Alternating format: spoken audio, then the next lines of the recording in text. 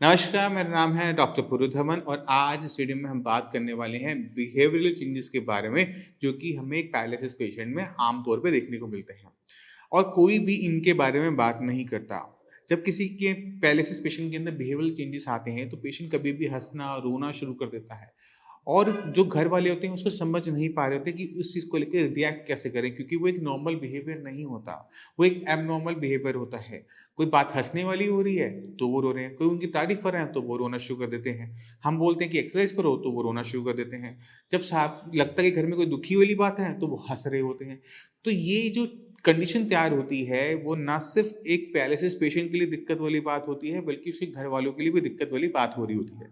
तो अगर आपको ये पता है कि ये हो क्यों रहा है और इसे हैंडल कैसे करना है, तो ना सिर्फ पैरालिसिस पेशेंट की लाइफ आसान होती है, बल्कि घर वालों की भी लाइफ आसान हो जाती है।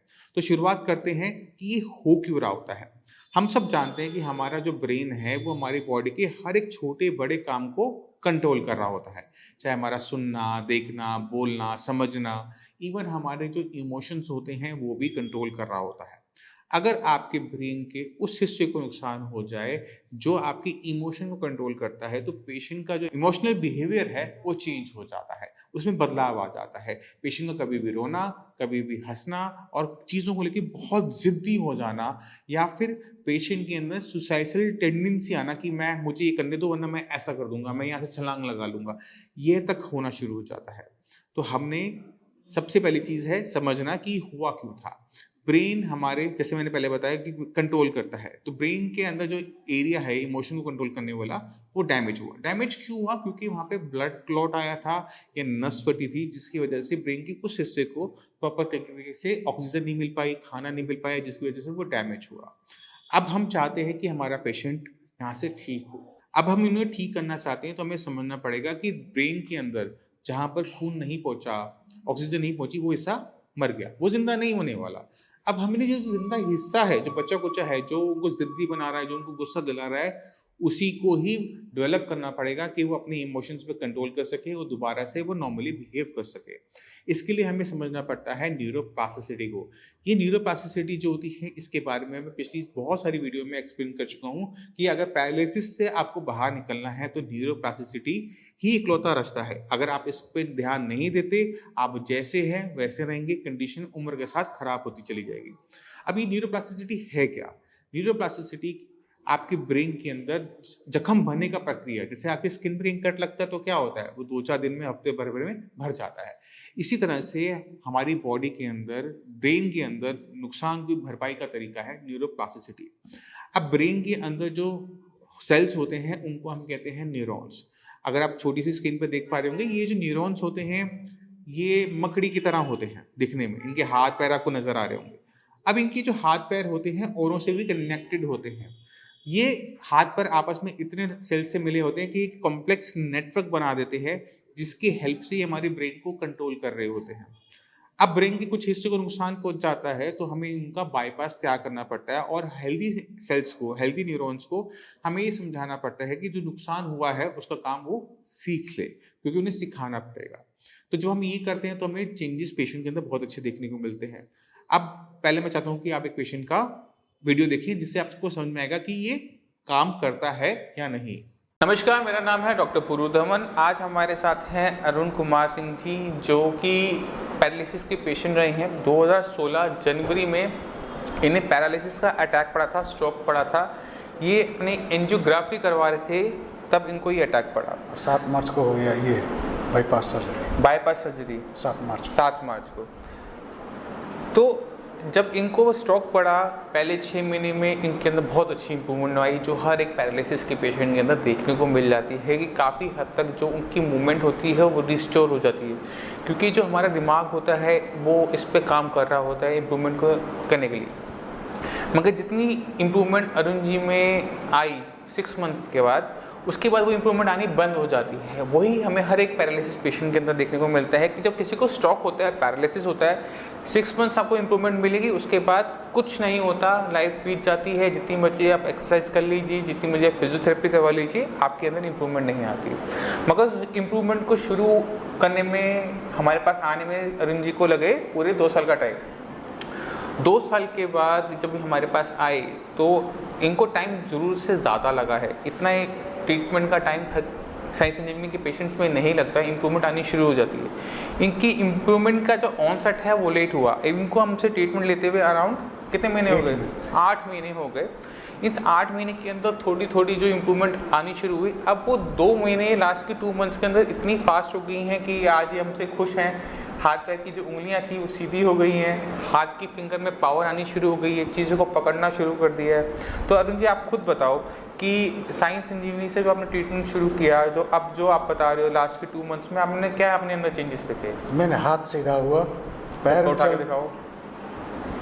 अब पहले इतना जाता था ऊपर, जाता था लेकिन मुड़ा रहता था। अब सीधा चला जाता है, सीधा जाता है। चीज़ों को पकड़ लेते हो आराम से? पकड़ लेते हैं, कोई दिक्कत तो नहीं होती? उंगली में ताकत का तो आया है लेकिन कम आया है। ठीक है, आप कोई चीज़ पकड़ने में कोई दिक्कत तो नहीं होती? दिक्कत नहीं होती है। इसे पकड़ के दिखाओ ज़रा। देखिए, ये टाइम लगता है क्योंकि ये जो दिक्कत होती है पैरालिसिस की, आपकी ब्रेन के अंदर होती है। आपके हाथ पैर की मसल्स में कोई दिक्कत नहीं है, यहाँ कोई चोट नहीं है, यहाँ कोई स्वेलिंग नहीं है, यहाँ कुछ नहीं है। इसका मतलब कि ब्रेन अभी कमांड ब्रेन के अंदर जो क्लॉट आया था उससे ब्रेन का टिश्यू डैमेज हो जाता है। क्योंकि आपकी एज ज़्यादा है, आप अराउंड 60 हो, तो इसलिए आपको ये टाइम ज़्यादा लगा। अगर यहाँ पे कोई यंग पर्सन होता तो उसे टाइम कम लगता, मगर इम्प्रूवमेंट आती है, ये 100% है। शुरू में हो सकता है कि स्लो हो, बट वो धीरे धीरे वो अपनी पेस पकड़नी शुरू होती है, क्योंकि जैसे जैसे बॉडी से मेडिसिन बॉडी के अंदर जाती है, ब्रेन उसको रिस्पॉन्ड करना शुरू करता है। अब शरीर में जितनी ताकत होगी उसी स्पीड से तो करेगा ना। हम एक जैसे रिजल्ट हर पेशेंट के अंदर नहीं दे पाते, बट ये है कि हम पॉजिटिव रिजल्ट्स हर पेशेंट को दे पाते हैं। किसी में जल्दी होती है, किसी में वो स्लो होती है। तो इम्प्रूवमेंट आपको कब शुरू हो गई? पहले महीने में आनी दिखनी शुरू हो गई थी? शुरू हुआ तो बहुत तेज़ी से हुआ, लेकिन अभी नहीं हुआ। पहले जब शुरुआत हुई तो बहुत तेज़ी से इम्प्रूवमेंट आनी शुरू हुई? 6 महीने बाद तेज़ी से हो गया। 6 महीने तक बहुत हमको इम्प्रूवमेंट नहीं लगा। साइंस इंजीनियरिंग का जब आपने ट्रीटमेंट लिया तो आपको अपने अंदर फर्स्ट मंथ से ही बदलाव दिखने शुरू हो गए थे? कि मैं ठीक होना शुरू हो? बहुत हाँ, मतलब पहले महीने में आप खुश थे कि हाँ मैं ठीक रास्ते में जा रहा हूँ, ठीक दवाई खा रहा हूँ, ऐसी तो परेशानी नहीं थी ना। अब आपको दिक्कत है बैलेंसिंग की, है ना? तो बैलेंसिंग की जो हमने आपको एक्सरसाइज बताई वो आपने फॉलो करनी है, ठीक है? और ओके था। डाइट पे आपने ध्यान रखा, खट्टा वट्टा तो नहीं खाया? नहीं, अभी। साइंस इंजीनियरिंग के ट्रीटमेंट से खुश हो? अभी तो खुश है। कोई कंप्लेंट तो नहीं ना? डॉक्टर आपको फ़ोन करते हैं, पूछते हैं हालचाल? बढ़िया पूछते हैं, सही से बताते हैं? चलिए ठीक है। क्या पेशेंट को, साइंस इंजीनियरिंग के जो पेशेंट्स हैं, बाकी जो पैरालिसिस पेशेंट हैं, उनको क्या कहना चाहोगे? अभी सेटिस्फैक्ट्री है ये। सेटिस्फैक्ट्री है? नहीं, बाकी जो पैरालिसिस के पेशेंट हैं जिन्हें डाउट होता है, जिनको आशा खो चुकी हैं कि वो ठीक हो सकते हैं, उन्हें आप क्या एडवाइस करोगे? नहीं, एडवाइस तो ये रहेगा साइंस इंजीनियर से संपर्क करें। आप बहुत सस्ते में निपटा देते हो। चलिए ठीक है, अरुण जी का हम धन्यवाद करते हैं। ऐसे पेशेंट्स हमारे लिए बहुत अच्छा लगता है कि जब पेशेंट्स इम्प्रूवमेंट दिखाता है, साथ देता है डॉक्टर्स का। कभी कभार हम मानते हैं कि हमारा जो ट्रीटमेंट है वो सब पे एक जैसा नहीं होता।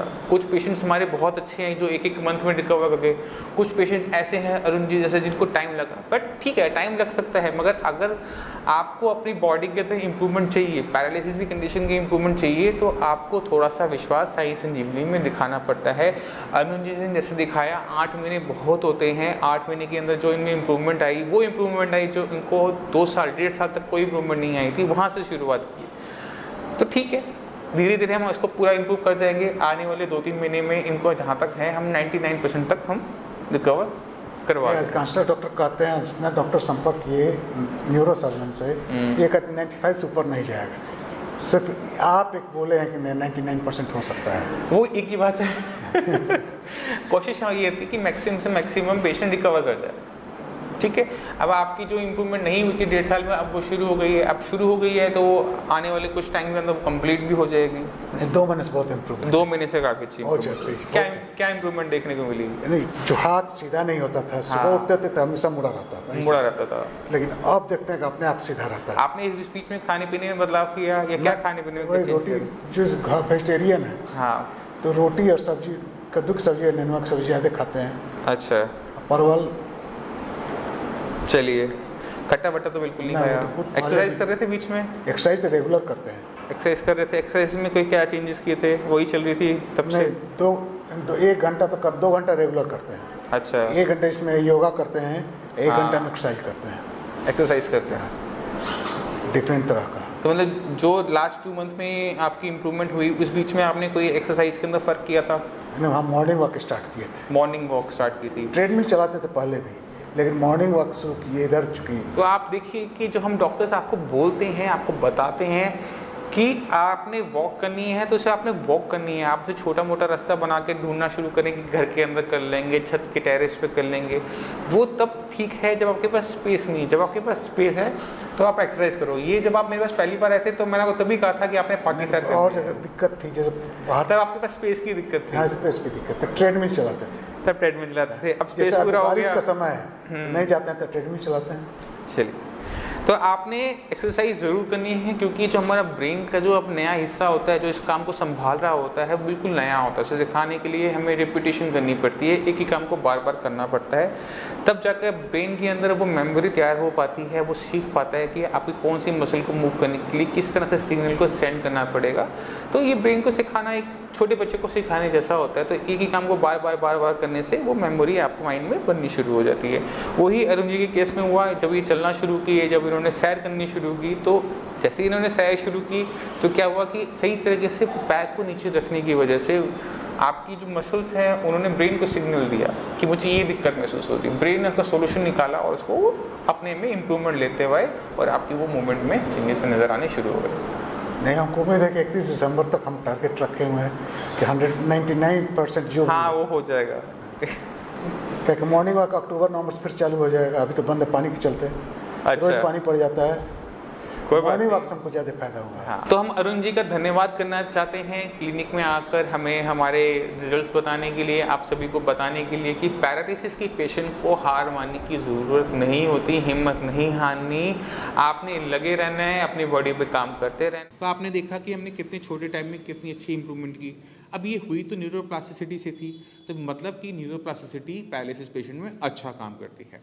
अब हम चलते हैं कि हम न्यूरोप्लास्टिसिटी को किस तरह से यूज़ कर सकते हैं किसी के बिहेवियरल चेंज के अंदर। अब हमारे जो इमोशंस होते हैं वो एक चीज़ को लेकर ट्रिगर होते हैं। अगर आपने किसी को गुस्सा दिलाया तो गुस्सा आएगा। तो हमने क्या करना होता है कि जो पेशेंट की जो इमोशन हम नहीं चाहते, हम उसे किसी भी तरह से ट्रिगर करने की कोशिश नहीं करते।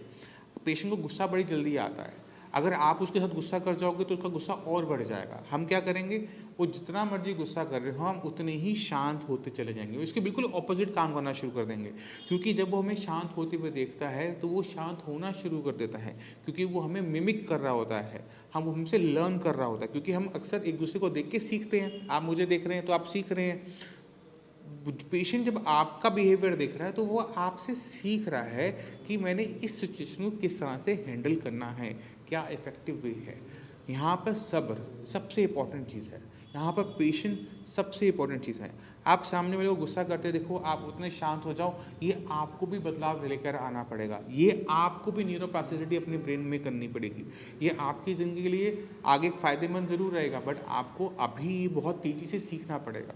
क्योंकि पेशेंट गुस्सा कर रहा है, पेशेंट कहता है कि मैं तो एक्सरसाइज नहीं करनी, मैं बिल्कुल नहीं करूँगा, मैं ये नहीं खाऊंगा, वो गुस्सा हो रहा है, चीज़ें तोड़ फोड़ रहा है, और आप कह रहे हो ठीक है हम साथ में करेंगे, हम आपको थोड़ा को बाद में आप आराम कर लो, मैं आपकी थोड़ी सी मदद कर देता हूँ, मैं आपकी मालिश कर देता हूँ, फिर हम कर लेंगे। आप अपनी बात पर ज़िद्दी भी हो कि आप मना भी कर रहे हो और नहीं भी कर रहे। आपने उनको क्या बोला कि आप ठीक है हम 5 मिनट बात कर लेंगे, आपने ये नहीं कहा कि चलो कोई बात नहीं आप आराम कर लो। आपने कहा कोई बात नहीं, आप 2 मिनट आराम करो, हम फिर कर लेंगे। अच्छा आप चाय पियो, फिर हम कर लेंगे। तो आप अपनी ज़िद पे टिके रहते हो कि आपने एक्सरसाइज करनी है, बट आप उसकी हैंडलिंग बहुत प्यार से बहुत सॉफ्टली करते हो।